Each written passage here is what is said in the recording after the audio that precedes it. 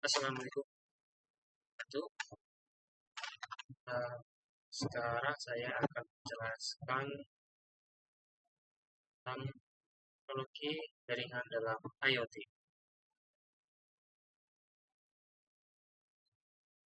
Jadi di dalam jaringan IoT tersebut ada 5 jaringan.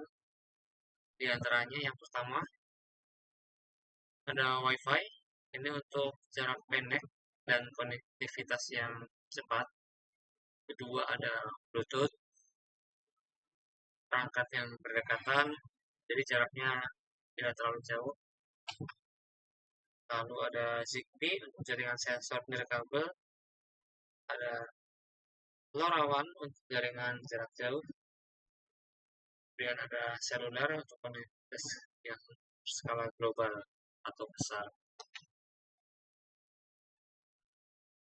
Kemudian keuntungan teknologi jaringan dalam IoT ini ada 4. Pertama dari konektivitasnya, penggunaannya yang menggunakan energi cukup efisien, kemudian ada skalabilitas yang cukup besar, kinerjanya yang andal dan cepat. Lalu untuk konektivitas yang luas dan global. Jadi salah satu keuntungan utama teknologi jaringan dalam IoT ialah kemampuannya untuk menyediakan konektivitas yang luas atau global. Dengan berbagai jenis jaringan yang seperti saya sebutkan sebelumnya, ada Wi-Fi, Bluetooth, seluler, dan lainnya. Perangkat IoT dapat terhubung ke internet di berbagai lokasi di seluruh dunia.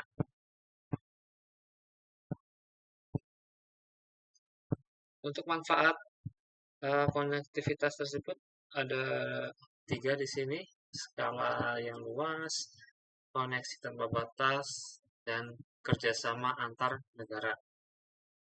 Jadi skala yang luas itu memungkinkan perangkat IoT terhubung secara global, meliputi dari satu negara ke negara lain. Kemudian perangkat IoT juga bisa beroperasi di berbagai lokasi, termasuk daerah terpencil dan luar negeri, seperti yang di skala yang luas antar negara.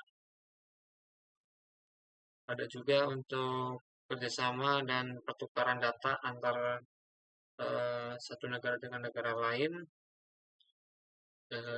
lebih lebih mudah dengan adanya IoT. Nah, ini untuk contoh penerapan khususnya yang LoRaWAN, dia biasa digunakan untuk tracking kontainer. Jadi kalau ada plat import, kalau kita bisa tracking lewat jaringan LoRa ini.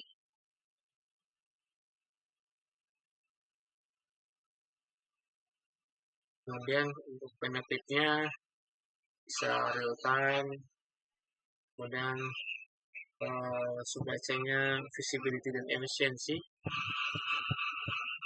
keamanan juga, dan ada yang lainnya.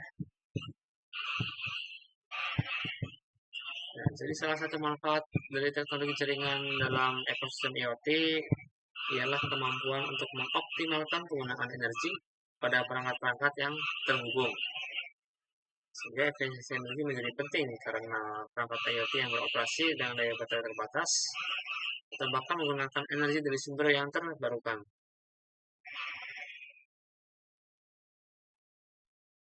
Lanjut saja. Ada contoh penerapannya, namanya Smart Grid. Smart Grid merupakan kombinasi antara teknologi komunikasi dan informasi yang terhubung dengan perangkat lunak untuk mengontrol sistem tenaga listrik. Ini Smart Grid menggunakan sensor dan metering. Sensor untuk membantu pemantauan listrik, ada juga sensor geraknya memantau lampu, metering digunakan untuk mengukur penggunaan energi secara real time. Lewati ini untuk keuntungan skala meditasnya ada 3. Jadi pertumbuhan tanpa batas memungkinkan pertumbuhan ekosistem IoT tanpa batas. Ada perkembangan tanpa batas, ada pertumbuhan, ada perkembangan, dan juga ada efisiensi dalam pengelolaan.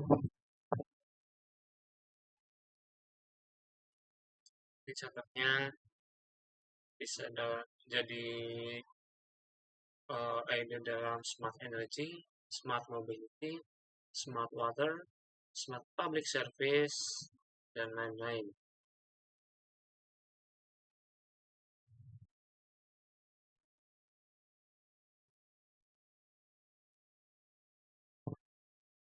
Nah, ini jaringan sensor medis dalam lingkungan rumah sakit memerlukan kinerja yang cepat dan andal untuk membantu pasien. Jadi pasien itu 1 detik itu juga sangat berharga karena hubungannya dengan nyawa.